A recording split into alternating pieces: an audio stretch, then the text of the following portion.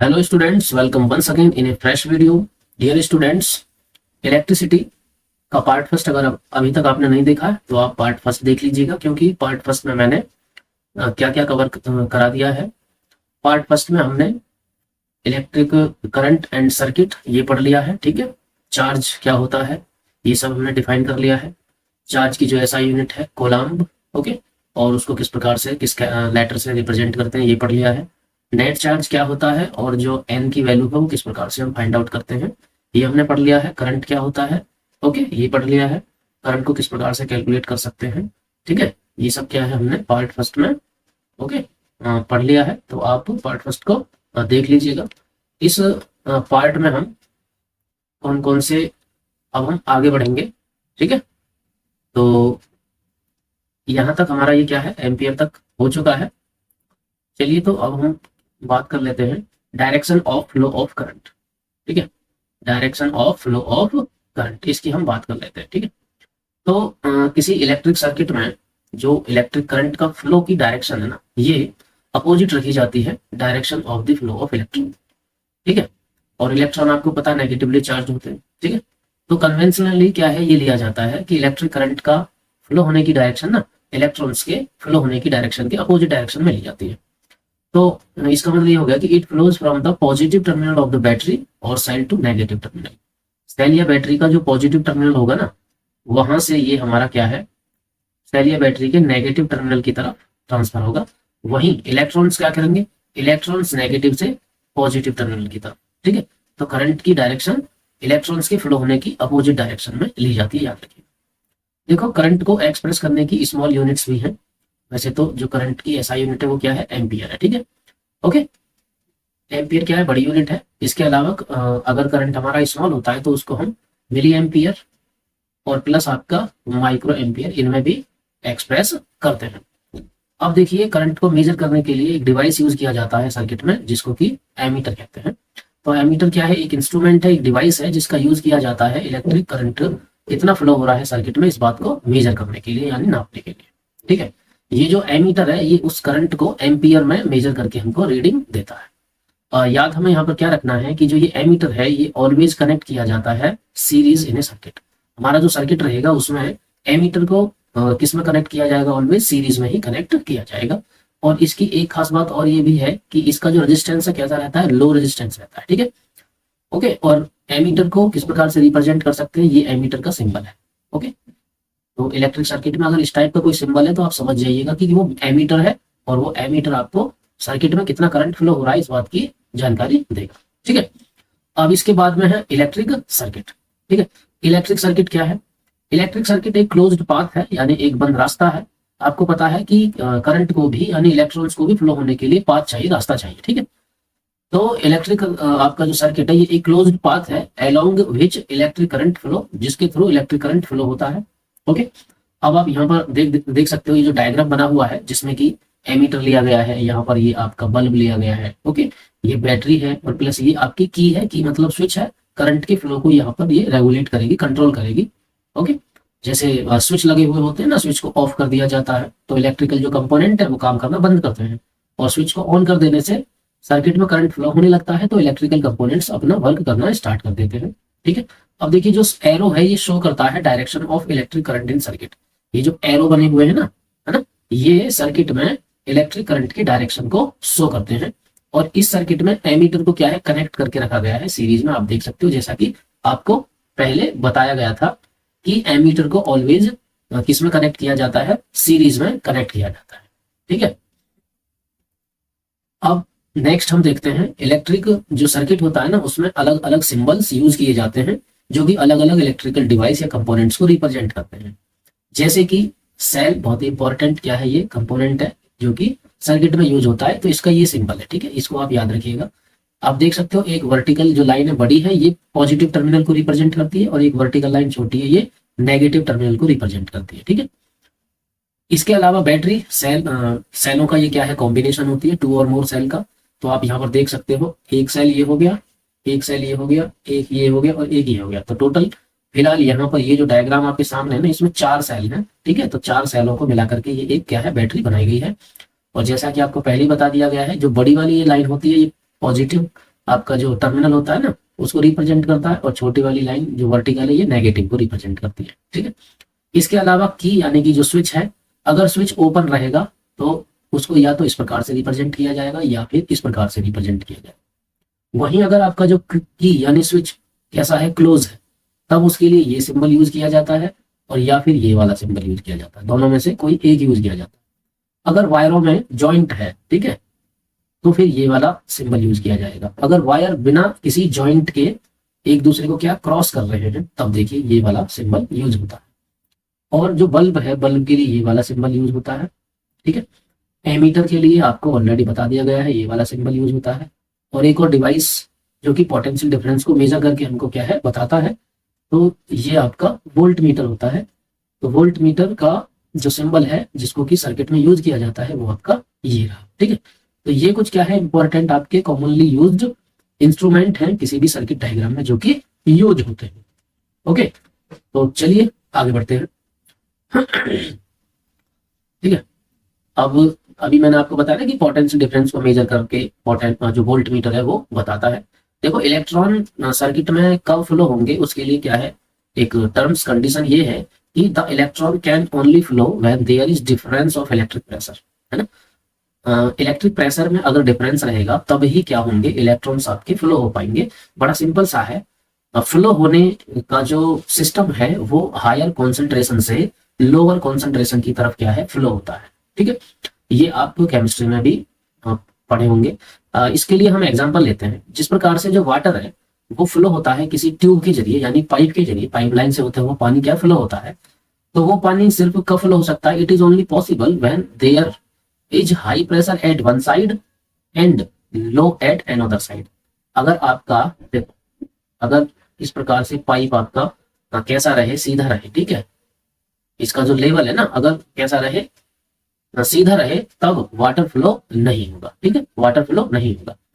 Pipe आपका एक तरफ से क्या है ऊपर रहे और दूसरी तरफ से क्या है नीचे रहे, मतलब कि जो यहाँ पर ये देखो लेवल में क्या डिफरेंस आ गया, ये तब वाटर यहाँ वाला जो है आराम से इजीली क्या है आगे की तरफ पास आउट हो जाएगा। ओके, तो जिस प्रकार से किसी भी पाइप के थ्रू वाटर को फ्लो करवाने के लिए पाइप के 2 इंच पर क्या है लेवल में डिफरेंस होना जरूरी होता है, okay, then it will move from high pressure to low pressure. तो वाटर क्या है हाई प्रेशर से लो प्रेशर की तरफ मूव करने लगता है। Similarly in case of electric current, electric current के केस में the flow of charge is made possible due to chemical action within a cell. देखो जो सेल या बैटरी सर्किट में यूज की जाती है ना, उसका काम होता है कि वो पोटेंशियल डिफरेंस को क्या है जनरेट करवाए, है ना, यानी सर्किट के 2 एंड्स में पोटेंशियल में डिफरेंस को जनरेट कराए ताकि इलेक्ट्रॉन्स फ्लो कर पाए। ओके, और जब इलेक्ट्रॉन्स फ्लो होंगे तो इलेक्ट्रॉन्स अपने साथ में नेगेटिव चार्ज को फ्लो करेंगे और चार्ज के फ्लो होने को भी करंट कहा जाता है। ओके, चार्ज अगर स्पेसिफिक डायरेक्शन में फ्लो हो तो वो करंट को जनरेट करता है। तो इस प्रकार से सर्किट में जो करंट है ना वो फ्लो होने लगता है।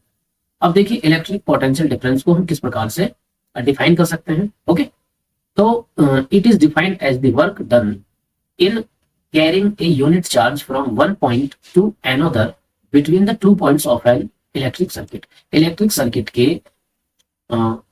सर्किट में एक पॉइंट से दूसरे पॉइंट तक चार्ज को कैरी करने में, चार्ज को ले जाने में जो वर्क किया जाता है ना, वो वर्क इक्वल होता है इलेक्ट्रिक पोटेंशियल डिफरेंस के।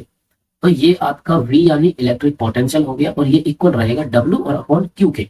W क्या है, देखो V तो आपका पोटेंशियल डिफरेंस है, W क्या है वर्क डन है, और प्लस Q क्या है नेट चार्ज है यानी टोटल चार्ज, ठीक है। नेट चार्ज आपको बता दिया गया किस प्रकार से कैलकुलेट करते हैं, N मल्टीप्लाई E। N है नंबर ऑफ इलेक्ट्रॉन और E है चार्ज ऑन ईच इलेक्ट्रॉन। यहाँ पर नोट करने वाली बात यह है कि जो SI यूनिट है पोटेंशियल डिफरेंस की वो वोल्ट होती है, ठीक है, और इसका जो सिंबल है वो आपका कैपिटल V है। ओके, यानी इसका सिंबल V है और इसका जो क्या है SI यूनिट है ना वो है वोल्ट, ठीक है, इतना समझ गए। चलिए आगे देखिए, अब हम डिफाइन करेंगे कि 1 वोल्ट कितना होता है, ठीक है। When 1 joule of work is done, यानी जब 1 जूल वर्क किया जाए, 1 जूल कार्य किया जाए, to carry 1 coulomb charge, 1 coulomb charge को, okay, from 1 point to another of a current carrying conductor. Current carrying conductor में किसी एक पॉइंट से दूसरे पॉइंट तक एक कोलम्ब चार्ज को ले जाने में अगर 1 जूल काम किया जा रहा है, तब हम कहेंगे कि उस सर्किट में जो इलेक्ट्रिक पोटेंशियल डिफरेंस है वो आपके 1 वोल्ट के इक्वल है। तो 1 वोल्ट इक्वल है 1 जूल और अपॉन का 1 कोलम्ब। ठीक है, तो आप जान गए हो कि 1 वोल्ट क्या होता है। ठीक है, अब देखिए वोल्ट मीटर, जैसा कि ऑलरेडी आपको बता दिया गया है कि जो वोल्ट मीटर है ये एक ऐसा इंस्ट्रूमेंट है जो कि यूज किया जाता है to measure the potential difference, यानी पोटेंशियल डिफरेंस को ये मेजर करने के लिए यूज किया जाता है। And it is represented by the symbol this. इस सिंबल का यूज करके इलेक्ट्रिक सर्किट में हम वोल्ट मीटर को रिप्रेजेंट करते हैं। अब वोल्ट मीटर किस प्रकार से सर्किट में कनेक्ट होता है ना, इसके लिए भी आपको क्या है, एक इंपॉर्टेंट यहाँ पर बात है जिसको याद रख लेना है। वो ये है कि it is always connected in parallel. Volt meter को हम हमेशा क्या है, पैरेलल कॉम्बिनेशन में क्या है, कनेक्ट करते हैं। Parallel across the points between which the potential difference is to be measured.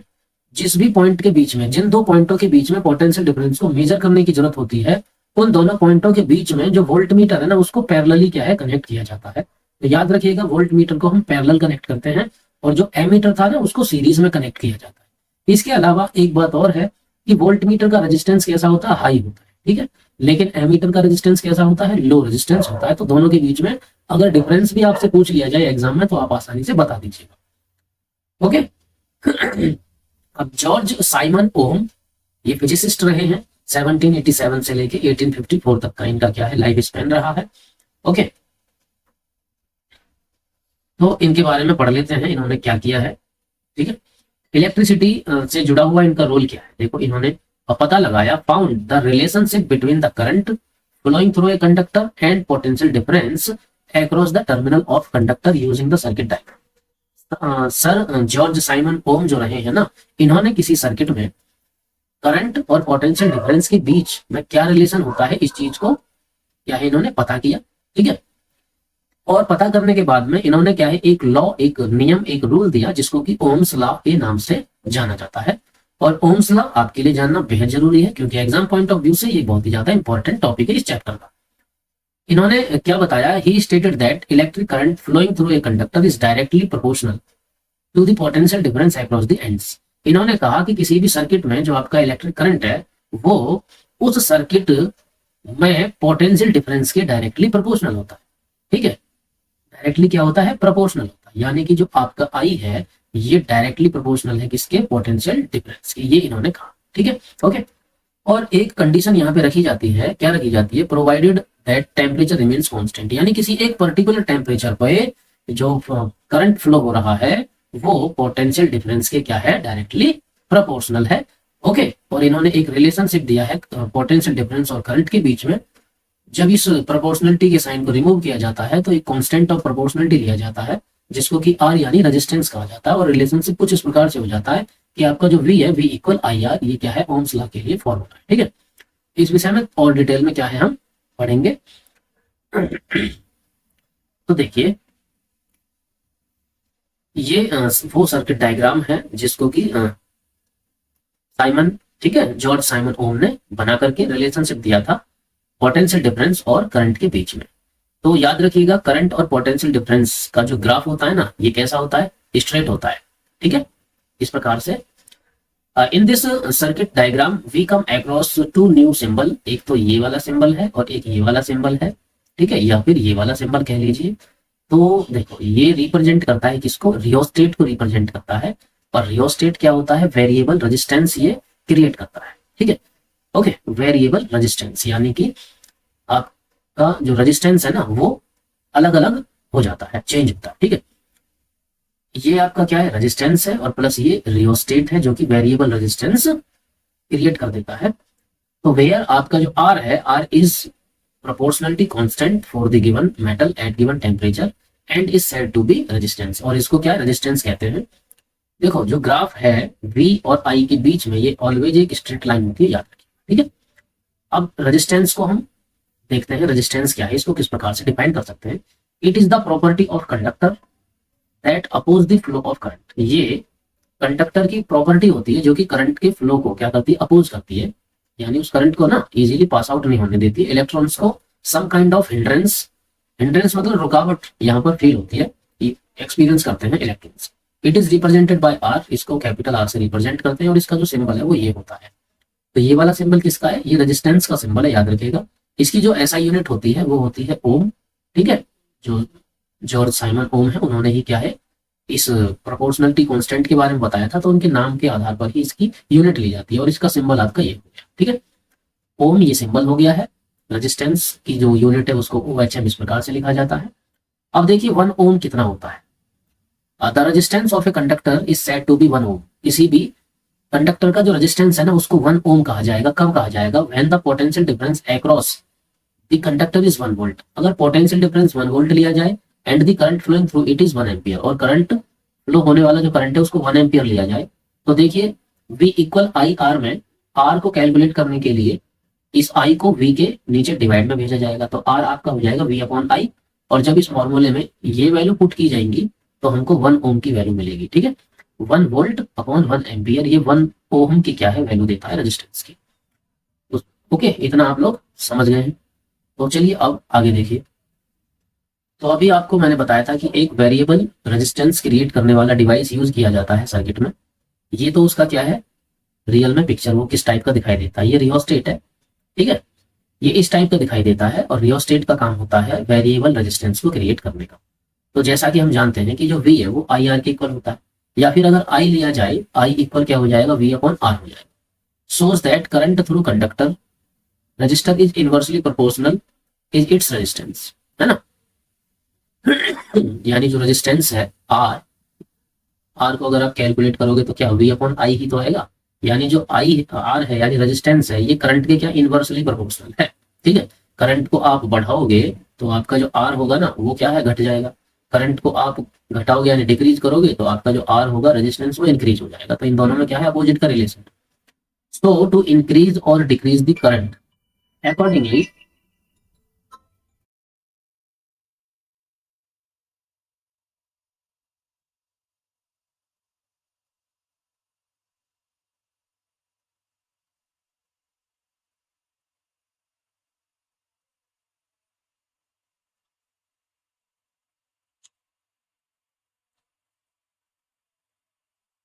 so to increase or decrease the current accordingly in the circuit a component is used is called rheostat, ठीक है।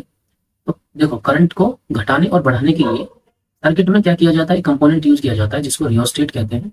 तो rheostat क्या है, variable resistance create करके circuit में current की value को increase और डिक्रीज कर देता है। पोटेंशियल डिफरेंस पर कोई भी फर्क नहीं पड़ता है, ठीक है। देखो क्या लिखा हुआ है, that regulates the current without changing potential difference represented by RH, ठीक है।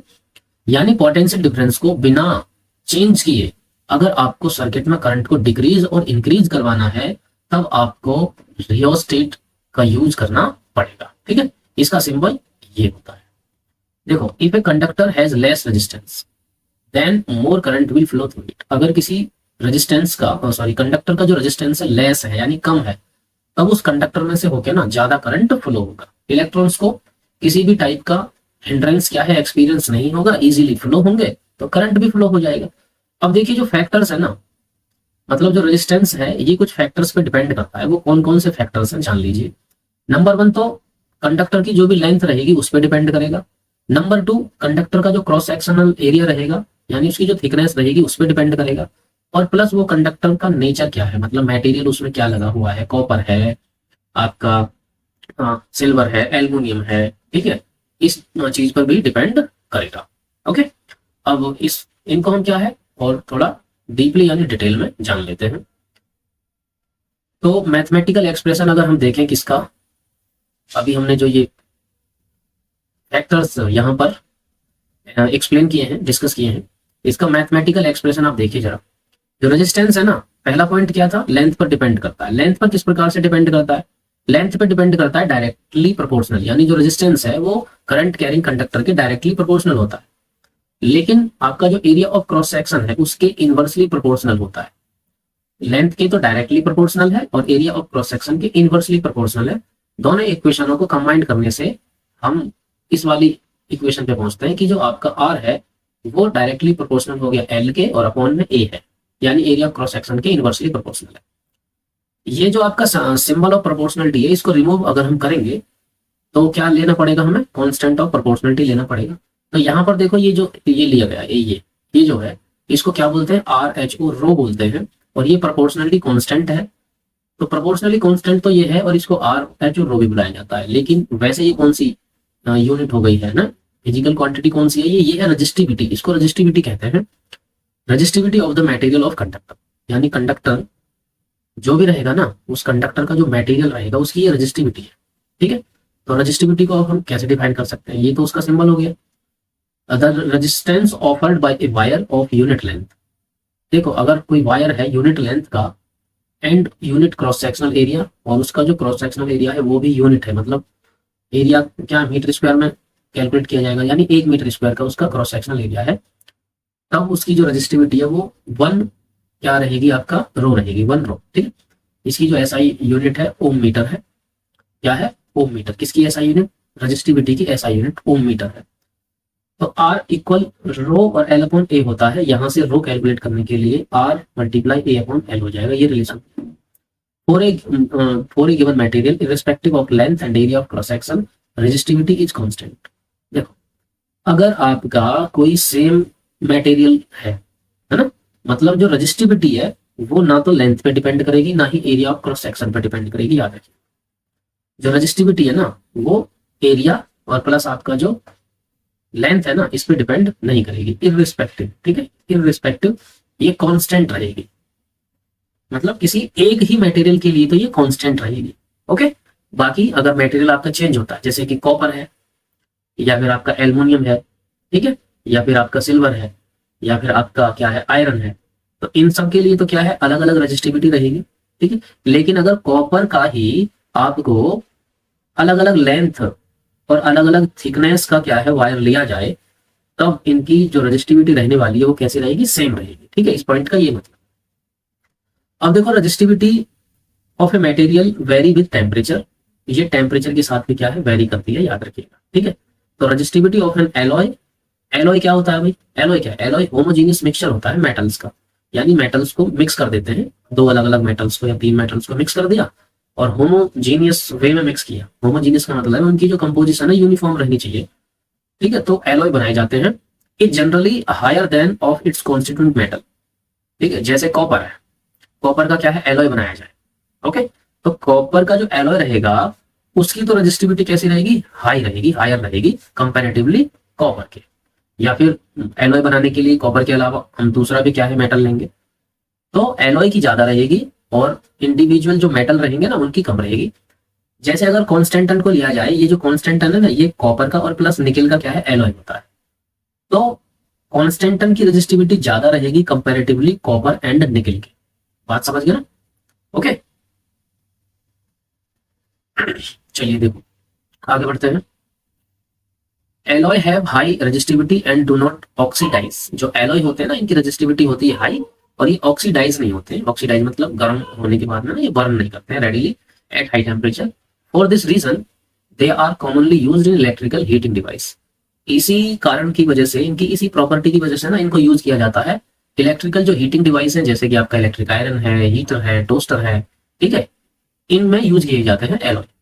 एग्जाम्पल के लिए आपको बता दें कि जो टंगस्टन है ये इलेक्ट्रिक बल्ब के बीच में जो फिलामेंट होता है ना, वो फिलामेंट इस टंगस्टन का बना हुआ होता है। ठीक है, और इसका जो मेल्टिंग पॉइंट है और प्लस जो रेजिस्टिविटी बहुत ज्यादा हाई होती है, जिसकी वजह से करंट के फ्लो होने में बहुत ही ज्यादा रुकावटें यहाँ पर इलेक्ट्रॉन्स फील करते हैं, है ना। इलेक्ट्रॉन को पास होने के लिए क्या है बहुत ज्यादा रेजिस्टेंस ऑफर किया जाता है, जिससे वायर हो जाता है बहुत ज्यादा हॉट, और वो इतना ज्यादा हॉट हो जाता है कि लाल हो जाता है और लाइट को इमिट करने लगता है। अब इसके आगे का जो हमारा टॉपिक है वो है रेजिस्टेंस इन सीरीज, मतलब कि रेजिस्टेंसों का कॉम्बिनेशन है। तो रेजिस्टेंसों को हम क्या है 2 तरह से कंबाइंड करते हैं। एक तो रेजिस्टेंसों को कंबाइंड किया जाता है सीरीज में, और दूसरा कंबाइंड किया जाता है पैरेलल। ठीक है, तो अब जो रेजिस्टेंसों का जो कॉम्बिनेशन है ना वो नेक्स्ट पार्ट में लेके आऊंगा। इस पार्ट में हम इतना ही रखते हैं। ओके, तो ठीक है दोस्तों, वेट कीजिएगा नेक्स्ट पार्ट का, जिसमें कि मैं रेजिस्टेंसों का कॉम्बिनेशन आपको सिखाऊंगा। आज की वीडियो को यही लास्ट करते हैं। Thank you for watching.